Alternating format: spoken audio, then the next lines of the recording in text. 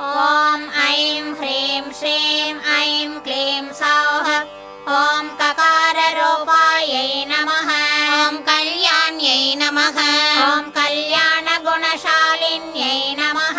ॐ कल्याणशैलनिलयायै नमः। ॐ कमनीयायै नमः। ॐ कलावत्यै नमः। ॐ कमलाक्ष्यै नमः।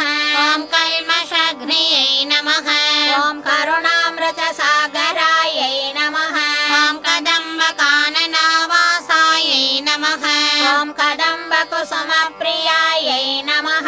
ॐ कन्दर्पविद्यायै नमः। ॐ कन्दर्पजनकापाङ्गवीक्षणायै नमः। ॐ कर्पूरवीटी सौरभ्यकल्लोलितककोत्कटायै नमः। ॐ कलिदोषहरायै नमः। ॐ कञ्जलोचनायै नमः। ॐ कम्रविग्रहायै नमः। ॐ कर्मादिसाक्षिण्यै नमः। ॐ कारयित्र्यै नमः। ॐ कर्मफलप्रदायै नमः। ॐ एकाररूपायै नमः।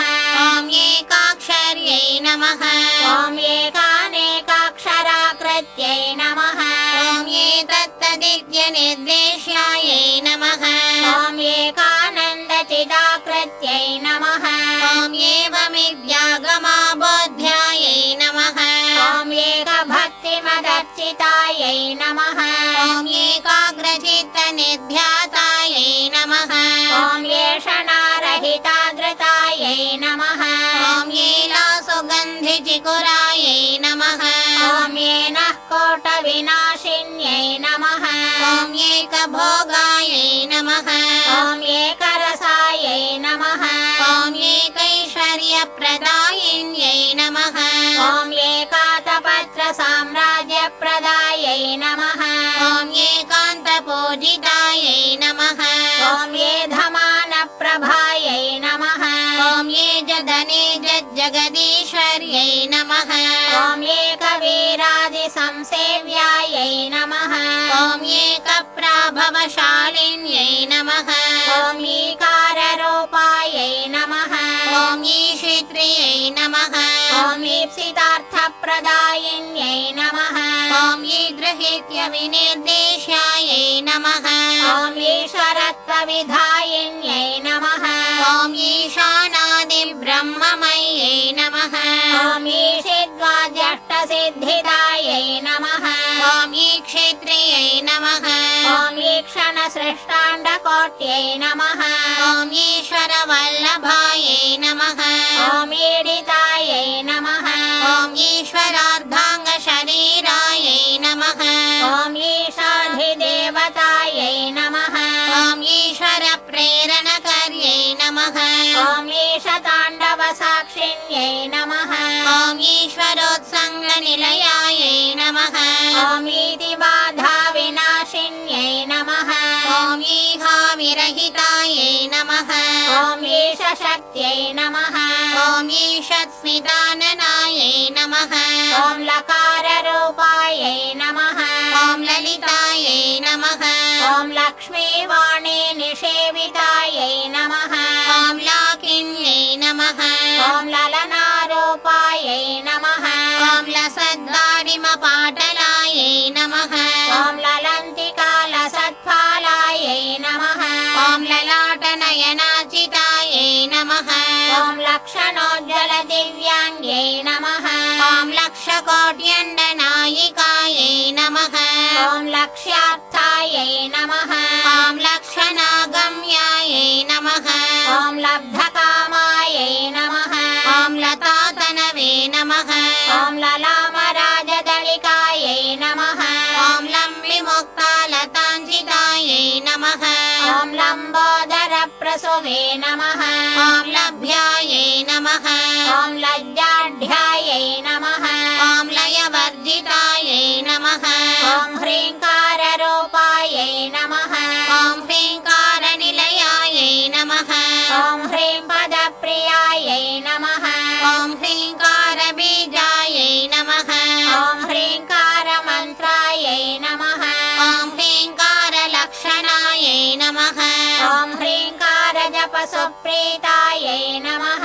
ॐ ह्रीं नमः ॐ ह्रीं विभूषणायै नमः ॐ ह्रीं शीलायै नमः ॐ ह्रीं पदाराध्यायै नमः ॐ ह्रीं गर्भायै नमः ॐ ह्रीं पदाभिधायै नमः ॐ ह्रीं कारवास्यायै नमः ॐ ह्रीं कारपूज्यायै नमः ॐ ह्रीं कारपीठिकायै नमः ॐ ह्रीं कारवेद्यायै नमः ॐ ह्रीं कारचिन्त्यायै नमः ॐ ह्रीं नमः ॐ ह्रीं शरीरिण्यै नमः ॐ हकाररूपायै नमः ॐ हलधृत्पूजितायै नमः ॐ हरिणेक्षणायै नमः ॐ हरप्रियायै नमः ॐ हराराध्यायै नमः ॐ हरिब्रह्मेन्द्रवन्दितायै नमः ॐ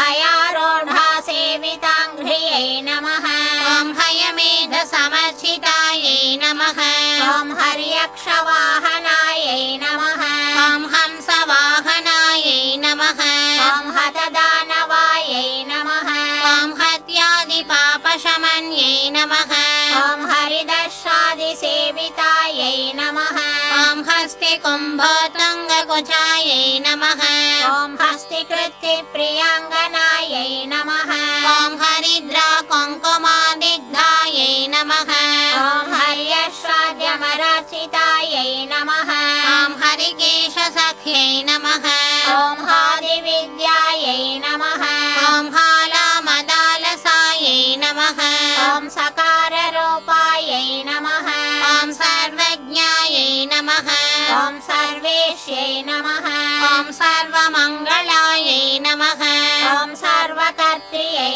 नमः ॐ सर्वभर्त्र्यै नमः ॐ सर्वहन्त्र्यै नमः ॐ सनातनायै नमः ॐ सर्वानवद्यायै नमः ॐ सर्वाङ्गसौन्दर्यै नमः ॐ सर्वसाक्षिण्यै नमः ॐ सर्वात्मिकायै नमः ॐ सर्वसौख्यदात्र्यै नमः ॐ सर्वविमोहिन्यै नमः ॐ सर्वाधारायै नमः ॐ सर्वगतायै नमः ॐ सर्वावगुणवर्जितायै नमः ॐ सर्वारुणायै नमः ॐ सर्वमात्रे नमः ॐ सर्वभूषणभूषितायै नमः ॐ ककारार्थायै नमः ॐ कालहन्त्र्यै नमः ॐ कामेश्यै नमः ॐ कामितार्थदायै नमः ॐ कामसञ्जीविन्यै नमः ॐ कल्यायै नमः ॐ कठिनस्तनमण्डलायै नमः ॐ करभोरवे नमः ॐ कलानाथमुख्यै नमः ॐ कचजिताम्बुदायै नमः ॐ कटाक्षस्यन्दिकरुणायै नमः ॐ कपालिप्राणनायिकायै नमः ॐ कारुण्यविग्रहायै नमः ॐ कान्तायै नमः ॐ कान्तिधूतजपावल्यै नमः ॐ कलालापायै नमः ॐ कम्बुकण्ठ्यै नमः ॐ करनिर्जितपल्लवायै नमः ॐ कल्पवल्ली समभुजायै नमः ॐ कस्तूरीतिलकाञ्चितायै नमः ॐ हकारार्थायै नमः ॐ हंसगत्यै नमः ॐ हाटकाभरणोज्ज्वलायै नमः ॐ हारहारिकुचाभोगायै नमः ॐ हाकिन्यै नमः ॐ हल्यवर्धितायै नमः ॐ हरित्पतिसमाराध्यायै नमः ॐ हठाकारहतासुरायै नमः ॐ हर्षप्रदायै नमः ॐ हविर्भोक्त्र्यै नमः ॐ हार्दसन्तमसापहायै नमः ॐ हल्लीसलास्यसन्तुष्टायै नमः ॐ हंसमन्त्रार्थरूपिण्यै नमः ॐ हानोपादाननिर्मुक्तायै नमः ॐ हर्षिण्यै नमः ॐ हरिसोदर्यै नमः ॐ हा हा हो हो मुखस्तुत्यायै नमः ॐ हानिवृद्धिविवर्धितायै नमः ॐ हय्यङ्गवीनहृदयायै नमः ॐ हरिगोपारुणां शुभायै नमः ॐ लकाराख्यायै नमः ॐ लतापूज्यायै नमः ॐ ॐ लयस्थित्युद्भवेश्वर्यै नमः ॐ लास्यदर्शनसन्तुष्टायै नमः ॐ लाभालाभविवर्जितायै नमः ॐ लङ्घेतराज्ञायै नमः ॐ लावण्यशालिन्यै नमः ॐ लघुसिद्धिदायै नमः ॐ लाक्षारससवर्णाभायै नमः ॐ लक्ष्मणाग्रजपूजितायै नमः ॐ लब्धेतरायै नमः ॐ लब्धभक्तिसुलभायै नमः ॐ लाङ्गलायुधायै नमः ॐ लग्नचामरहस्तश्रीशारदा परिवीजितायै नमः ॐ लज्जापदसमाराध्यायै नमः ॐ लम्पटायै नमः ॐ लकुलेश्वर्यै नमः ॐ लब्धमानायै नमः ॐ लब्धरसायै नमः ॐ लब्धसम्पत्समुन्नत्यै नमः ॐ ह्रीङ्कारिण्यै नमः ॐ ह्रीङ्काराध्यायै नमः ॐ ह्रीमध्यायै नमः ॐ ह्रीं शिखामण्यै नमः ॐ ह्रीङ्कारकुण्डाग्निशिखायै नमः ॐ ह्रीङ्कारशशिचन्द्रिकायै नमः ॐ ह्रीङ्कारभास्कररुच्यै नमः ॐ ह्रीङ्काराम्बोधचञ्चलायै नमः ॐ ह्रीङ्कारकन्दाङ्कुरिकायै नमः ॐ ह्रीङ्कारैकपरायणायै नमः ॐ ह्रीङ्कारदीर्घिकाहंस्यै नमः ॐ ह्रीङ्कारोद्यानकेकिन्यै नमः ॐ ह्रीङ्कारारण्यहरिण्यै नमः ॐ ह्रीङ्काराबालवल्लर्यै नमः ॐ ह्रीङ्कारपञ्जरशुक्यै नमः ॐ ह्रीङ्काराङ्गणदीपिकायै नमः ॐ ह्रीङ्कारकन्दरासिंह्यै नमः ॐ ह्रीङ्काराम्भोजभृङ्गिकायै नमः ॐ ह्रीङ्कारसुमनोमाध्ये नमः ॐ ह्रीङ्कारतरुमञ्जर्यै नमः ॐ सकाराख्यायै नमः ॐ समरसायै नमः ॐ सकलागमसंस्तुतायै नमः ॐ सर्ववेदान्ततात्पर्यभूम्यै नमः ॐ सदसदाश्रयायै नमः ॐ सकलायै नमः ॐ सच्चिदानन्दायै नमः ॐ साध्यायै नमः ॐ सद्गतिदायिन्यै नमः ॐ सनकादिमुनिध्येयायै नमः ॐ सदाशिवकुटुम्बिन्यै नमः ॐ सकलाधिष्ठानरूपायै नमः ॐ सत्यरूपायै नमः ॐ समाकृत्यै नमः ॐ सर्वप्रपञ्चनिर्मात्र्यै नमः ॐ समानाधिकवर्जितायै नमः ॐ सर्वोत्तुङ्गायै नमः ॐ सङ्गहीनायै नमः ॐ सगुणायै नमः ॐ सकलेष्टदायै नमः ॐ ककारिण्यै नमः ॐ काव्यलोलायै नमः ॐ कामेश्वरमनोहरायै नमः ॐ कामेश्वरप्राणनाड्यै नमः ॐ कामेशोत्सङ्गवासिन्यै नमः ॐ कामेश्वरालिङ्गिताङ्ग्यै नमः ॐ कामेश्वरसुखप्रदायै नमः ॐ कामेश्वरप्रणयिन्यै नमः ॐ कामेश्वरविलासिन्यै नमः ॐ कामेश्वरतपस्सिद्ध्यै नमः ॐ कामेश्वरमनःप्रियायै नमः ॐ कामेश्वरप्राणनाथायै नमः